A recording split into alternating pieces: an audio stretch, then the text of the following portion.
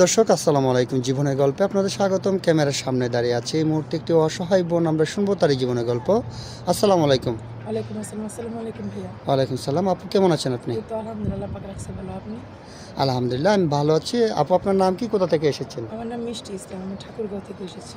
ঠাকুরগাঁ থেকে এসেছেন। আপনার বয়স কত? 24। 24 বছর বয়স। আপনার ফ্যামিলিতে কে কে আছে? আমার 5 বছর বয়সে আমার মা মারা গেছে। তো আমার সৎ মা, সৎ 2 ভাই আর আমার আব্বু প্যারালাইজ।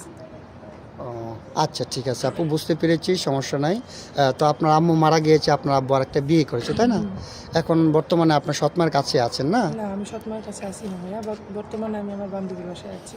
বর্তমানে আপনি আপনার বান্ধবীর বাসায় আছেন কেন? আপনার মায়ের বাসায় থাকেন না, বাবার বাসায়? আমি ছোটবেলা মাদ্রাসা থেকে লেখাপড়া করেছি।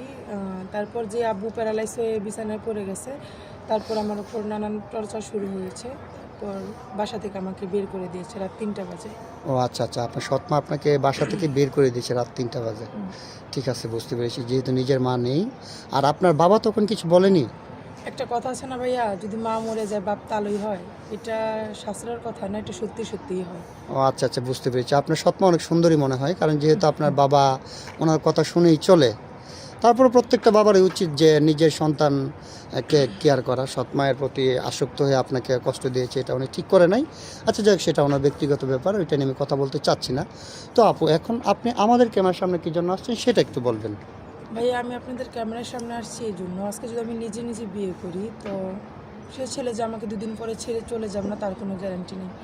আর সে যদি ছেড়ে চলে যায়, আমার গার্জিয়ান বলতে কেউ নেই। এখন আপনাদের মাধ্যমে যদি আমি একটা বিয়ে করি তো আমার গার্জিয়ান বলতে আপনারা আছেন, কোনো অসুবিধা হলে আপনারা দেখতে পারবেন, এর জন্য এখানে আসা। ও আচ্ছা আচ্ছা, ঠিক আছে আপু, যেহেতু আপনার গার্জিয়ান বলতে পৃথিবীতে কেউ নেই, আপনি চাচ্ছেন যে আপনার গার্জিয়ান হিসাবে, আমরা ভাই হিসাবে যেটাই বলেন না কেন আপনি, আপনাকে একটা দায়িত্ব দেখে আমরা বিয়ে শাদী দেবো।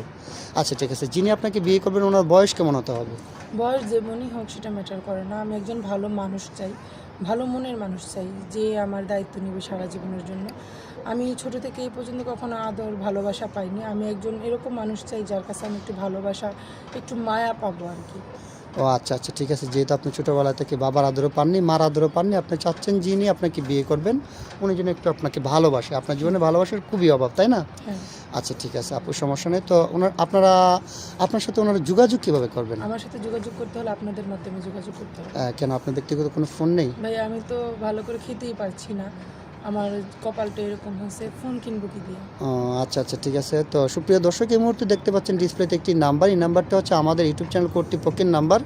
এই নাম্বারে ইমো হোয়াটসঅ্যাপ খোলা আছে। যদি কোনো ভাই মিষ্টিকে পছন্দ করে থাকেন তাহলে ওনার একটা ছবি স্ক্রিনশট মেরে পাঠিয়ে দিয়ে আমাদেরকে ভয়েস করবেন, আমাদের প্রতিনিধিরা আপনাদের সাথে যোগাযোগ করবে। কেউ অযথা অডিও কল ভিডিও কল দিয়ে বিরক্ত করবেন না। আচ্ছা ঠিক আছে মিষ্টি আপু, আপনি যোগাযোগের মাধ্যমের ব্যবস্থা আমরা করে দিতে পারবো ইনশাল্লাহ, কিন্তু কারোর সাথে প্রতারণা করবেন না তো? ভাইয়া, আমি ছোটো থেকে অনেক কষ্ট করে বড় হয়েছি, তো কাউকে কষ্ট দিলে তারও এরকমই কষ্ট লাগবে আমার যেমন হয়েছে। আমি কখনো প্রতারণা করব না, যে আমাকে ভালোবেসে মেনে নেবে তাকে আমি সারা জীবন আগলে ধরে বেঁচে থাকবো। আচ্ছা ঠিক আছে আপু, আচ্ছা আপনি ভালো থাকবেন, আপনার জন্য শুভকামনা। আসসালামু আলাইকুম। ওয়ালাইকুম আসসালাম। আসসালামু আলাইকুম। ওয়ালাইকুম